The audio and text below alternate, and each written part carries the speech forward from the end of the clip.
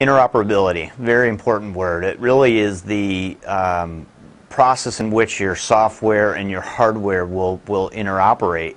So software interoperability is basically the ability to software run on a piece of hardware that was designed for its use. You know, a lot of software can run on a lot of different hardware. It doesn't mean that it's always going to be the best fit. So reliability and really sustainability from an overall life expectancy standpoint requires that the software was properly tested and designed to run on specific hardware. Hardware interoperability is the ability for a PC or a hard piece of device to be able to communicate with other peripheral type devices.